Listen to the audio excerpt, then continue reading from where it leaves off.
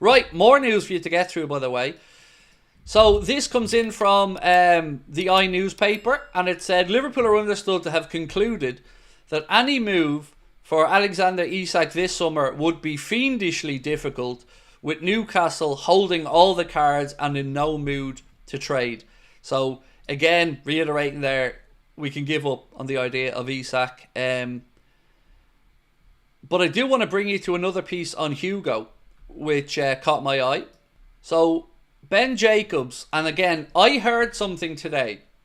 So I was messaging back and forth with someone today. Got some information on Hugo. Excuse me for not being able to pronounce his name yet.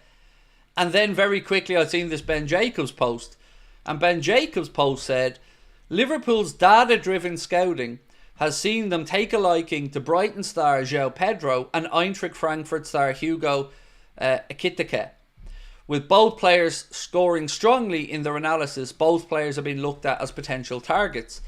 I can go a step further. I can say that Hugo is the number one striking target at this moment in time. He's the preference for Liverpool to go and get. Lewis Steele said, Hugo Ekitike is the name that pops up most when I speak to people, so I think it's fair to say he's the one to keep a close eye on. So it's looking like it could be a Hugo Ekitike for Darwin Núñez. But on Liam Delap, Sky Sports posted this earlier on to say Liam Delap will cost £30 million if Ipswich Town go down due to a relegation clause in his contract, with the striker's situation being monitored by a long list of clubs in England and abroad. So initially when it broke that he had a relegation release clause in his contract, it was spoken about at £40 million. Well, Sky and their reporting have confirmed it at £30 million. Now, I guess the question I'd have for you guys is, would that make him more appealing as a secondary option as an attacker if you knew it was £30 million? For me, I said yesterday I'd happily have Hugo and Delap to replace Jota and Darwin. And that makes me even more up for it at the idea of it being a £30 million deal. Mike said, much rather have Hugo than João Pedro or Delap, so that works for me. João Pedro, look, there's a player in there. But if Brighton's valuation is staunch at about £100 million, it should be a non-starter for me, Mike, you know. Because João Pedro, as good a player as he is not at this moment in time a £100 million footballer. Not by a long way. James, LFC86, said £30 million is worth a punt. Delap at £30 million, I'd go for that, said Steve Tufnell. Craig, what about Cunha? I thought he was linked to. He is linked. And what we said about Cunha the other day was that Cunha wants to come to Liverpool, that we are his preference. I never knew what the club's thought process was, but Cunha will be there or thereabouts. He will be a name being considered, but Hugo at this moment in time is where the majority of the people who are closer to this situation think Liverpool are looking. Silky said, as a Frenchman, Ekitike is a fraud and way too expensive. Do you know what, mate? You're not the first or second French person to say that. Well, you're probably the first person to use the word fraud, but you're not the first or second French person to say to me that you think he's overrated. Which kind of worries me, to be honest. But, as I mentioned, the club's data-led approach looks like him and João Pedro are the ones scoring highly on the metrics for what we're looking for, or at least what Arna's system is looking for. Ethan said, who is more likely, Delap or Hugo? I want to answer both, and I mean, I'm trying to be sincere about that. I think there is a world where potentially both are possible, but if it's a one or other scenario, Hugo. Hugo is the one that, as per Ben Jacobs, I believe. Let me get back and read this for you, my man. So, Ben Jacobs said, Hugo Ekitike is the name that pops up most when I speak to people about the Liverpool striker situation. So, it is believed that he's the target. He's the number one target. What's this one? Hugo and Delap. Don't get me salivating, Craig. Well, think of it this way, Matthew, right? We've seen lots of talk that Diogo Jota might be up for sale this summer, right? So we've seen Wolves, Newcastle, and Aston Villa mentioned with him. And it'd been mentioned that Liverpool would ask 40 to 45 million.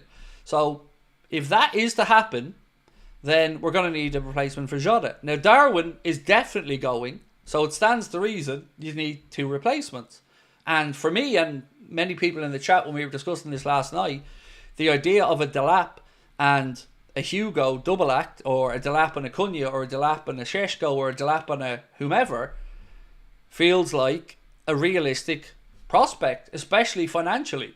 So if you got even £35 million for Jota, well, that pays for Delap, whose relegation clause, confirmed by Sky today, is actually 30 million.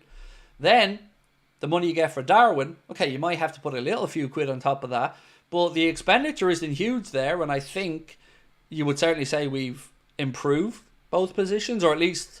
So on Isak, I think we can definitely write off Isak in our minds now, and yeah, I don't think we should even be talking about the idea of Isak now.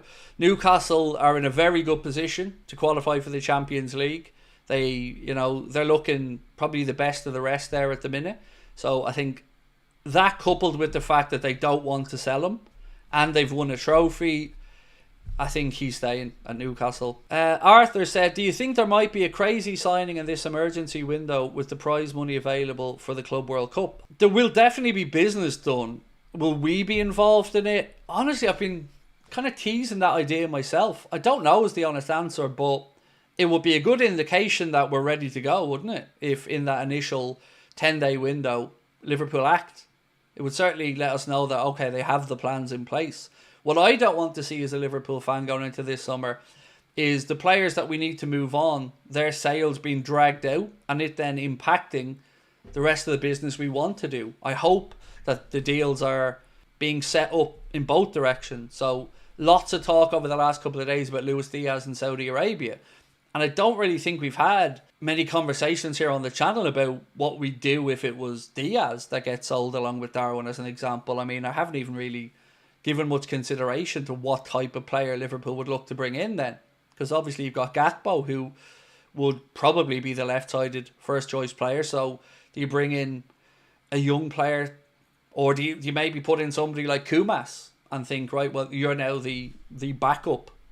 I wouldn't be fully convinced if that was the option, to be honest with you, but I'm just trying to show you the fluidity with the way we don't know who exactly has been moved on. Maybe that's why we have the Gittins link if Diaz goes. Yeah, decent shout, Wesley. I'm just unsure on Gittins. You know, his form seems to have tapered off a bit in the second half of the season with Dortmund. They've reduced the asking price from what was about €100 million down to about 60 to 70 million euro. And Liverpool usually don't do their shopping in the 60 million plus bracket. It's usually a player that isn't spoken about much, but maybe would have the same potential as somebody like Gittins, but isn't as media friendly, if you get me, or isn't as mentioned as much in the media. So, you know, sometimes the media attention around a player like Gittins drives the price up as well, because they link him with everybody, with a Liverpool, with a Chelsea, with an Arsenal, with a whomever.